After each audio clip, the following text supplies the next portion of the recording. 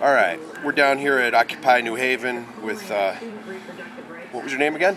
Andres Reyes. Andres Reyes. Yes.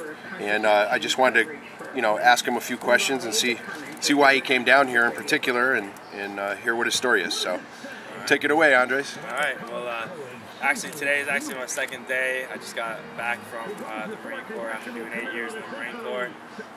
I was in the Marine Corps from December 7th, 2003 to January 23rd, 2012.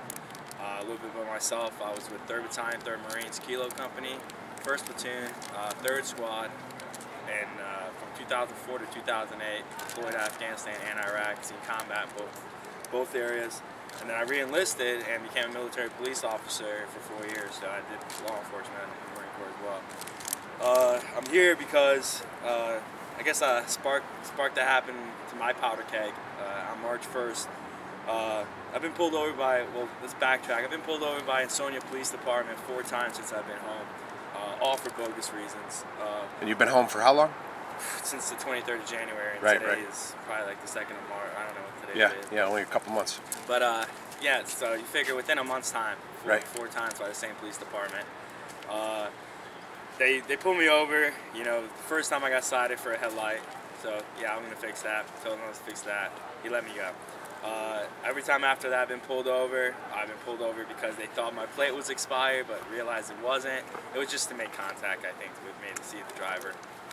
They've all let me go, and after they found out I was a veteran. Well, on the night of March 1st, I was pulled over. The rookie cop knew I was a veteran. He kind of gave me a verbal warning for a traffic violation. Gave me a verbal warning, told me I was all right, could go. My car wouldn't start. More officers showed up on scene. His senior OJT officer called more officers up. I started getting harassed, asked what was in my car, if I had any weapons, any drugs. I told him I requested a lawyer. As soon as I said that, I would open my mouth. I was choked. I was grabbed here, pinned up against the back seat, or pinned against the seat of my driver's seat. The senior officer came around my car, took a Surefire flashlight, jammed it in my face, jammed it in my mouth, raked around inside my mouth, forced me to open my mouth. They didn't find anything in my mouth was bleeding profusely. I was arrested, apprehended for God knows what. That kind of sparked my powder keg to be here. I've always had in the back of my head, even my brothers in the Marine Corps, a majority of them, we all believe that, the low man on the totem pole has been holding up the high people in the totem pole in the sun long enough, and without getting any recognition. I've been out in the Marine Corps for a little bit over a month and a half now, and I didn't expect this when I got out for 8 years of service to the country. I fought the fight for the little man over there. I'm trying to fight the fight for the little man still now that I'm out.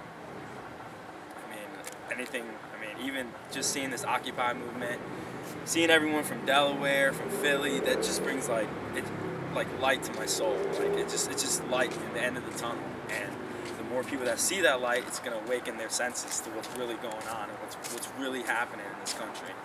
Yeah. And it's good to see people of all kinds coming together now. Oh yeah, all kinds of spectrums. It's almost breathtaking. I sit back and I look at it, and it's almost like I don't know what to say. A lot of people thank me for my service here. I've showed up here and everyone's very welcoming, very shaking my hand, thanking me for my service. But the thanks is on them. The thanks is at their level, because without people like the Occupy movement, without people showing up, stating their opinion on what's wrong, what's going on, stating their opinion on the little guy, and I'm sorry to say it, but the veterans are part of that little guy now.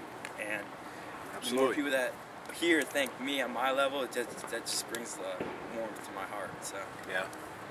Well, I got one more question for you, if you don't mind. One thing that always bothered me about service members like yourself serving in Iraq and Afghanistan is the fact that the Halliburton guys were making approximately 10 times the salary you were making. That's the main topic. Usually when we deploy, when you're deployed and you're out there, it's like a big camping trip. You're out there with all your brothers, and everyone in the service that I was with, it was just a reflection of me from a different part of the country. And low middle class, family members, my father and mother both work for the state. My dad's a correction officer, and my mother's a social worker. So we're middle class, and we all say the same thing.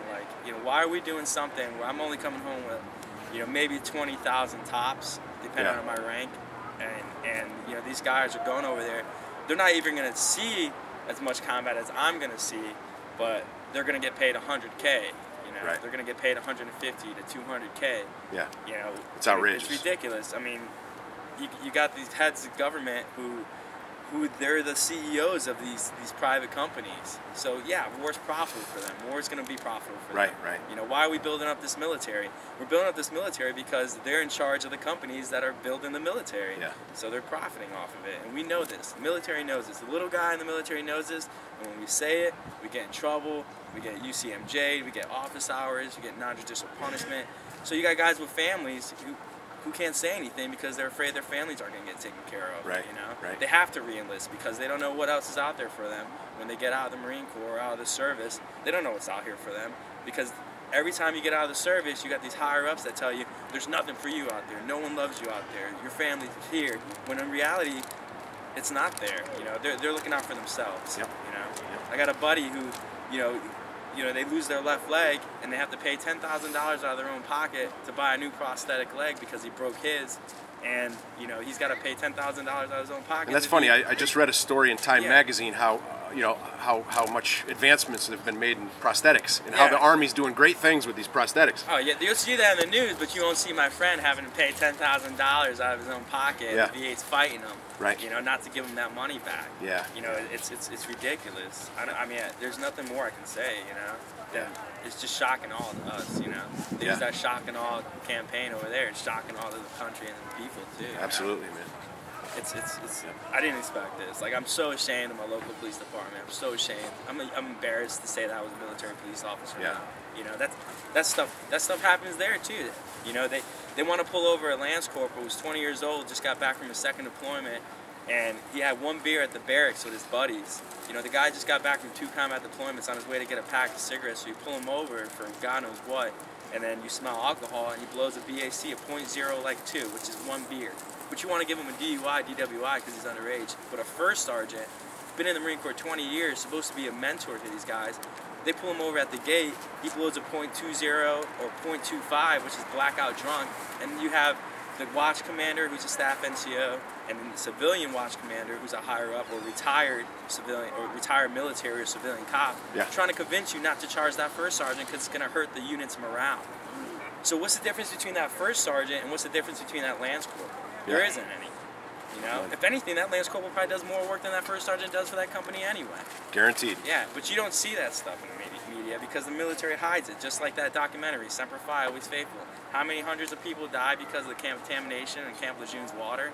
And they refused to give out letters until recently when a retired master sergeant, who was also a drill instructor, who was making Marines, lost his daughter, and he had to fight tooth and nail with DC to get this law changed, you know, so they can actually inform people, look, we might have given you cancer. Right. You know, you might have lost a son or daughter because of us.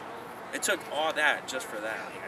Yeah, I'm gonna have to look into that story. Yeah, it's a remarkable documentary. It was filmed in 2011, and I remember actually having to write some of these people passes because I used to work at the visitor center up there at Camp Lejeune.